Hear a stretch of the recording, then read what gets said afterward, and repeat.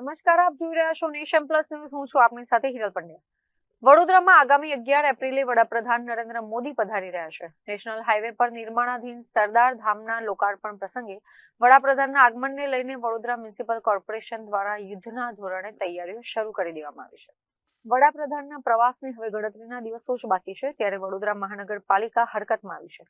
એરપોર્ટથી સરદાર ધામ સુધીના તમામ રસ્તાઓનું પેચવર્ક, સફાઈ અભિયાન અને ડિવાઈડરના રંગ રોગાનની કામગીરી હાથ ધરવામાં આવી છે. ડેપ્યુટી મ્યુનિસિપલ કમિશનર સહિતના કાફલાએ આજે રૂટનું સ્થળ નિરીક્ષણ કરી જરૂરી સૂચનાઓ આપી હતી. કોર્પોરેશન દ્વારા વડાપ્રધાનના સ્વાગત માટે શહેરને નવવધુની જેમ શણગારવાની તૈયારીઓ ચાલી રહી છે. જો કે આ પ્રવાસ દરમિયાન રોડ શો યોજાશે કે નહીં તે અંગે હજી સુધી કોઈ સત્તાવાર જાહેરાત કરવામાં આવી નથી. જો કે વહીવટી તંત્ર હાલમાં પ્રોટોકોલ મુજબની તમામ સુરક્ષા અને સુવિધાની વ્યવસ્થા પૂર્ણ કરવામાં વ્યસ્ત છે. સરદાર ધામના લોકાર્પણને લઈને વડોદરામાં ભારે ઉત્સાહ છે અને વડાપ્રધાનના પ્રવાસને સફળ બનાવવા માટે તંત્ર દ્વારા દિવસ રાત કામગીરી કરવામાં આવી રહી છે.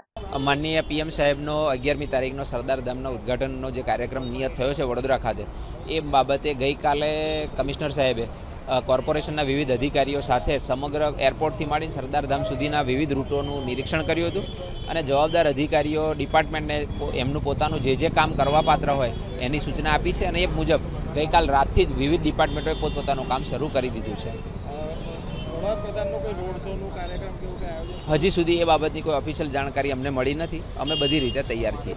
જે ઓલરેડી એક અમારું ડ્રેનેજનું કામ ચાલે છે, એ કામ હજુ ચાલુ રહે, પણ એને અમે સેફ સ્ટેજ પર લાવી અને બેરિકેટિંગ વ્યવસ્થિત કરીશું, જેથી રૂટમાં કોઈ જગ્યાએ અડચણરૂપ ન થાય. સામાન્ય રીતે સાફ સફાઈ, રોડને લગતા બીજા કોઈ કામ હોય, ગાર્ડન વિભાગ દ્વારા જે વૃક્ષ કટિંગનું જે કામ છે, એ બધા કામો ઓલરેડી અમે શરૂ કરી દીધા છે. કેમેરામેન નવનીત પરમાર સાથે Chirag Patel, Nation Plus News, Vadodara. સમાચારોના સતત અપડેટ મેળવવા માટે અમારી નેશન પ્લસ ન્યૂઝની યુટ્યુબ ચેનલને સબસ્ક્રાઇબ કરો, બેલ આઇકન દબાવો અને જોડાયેલા રહો ફેસબુક, ઇન્સ્ટાગ્રામ અને ટ્વિટર પર.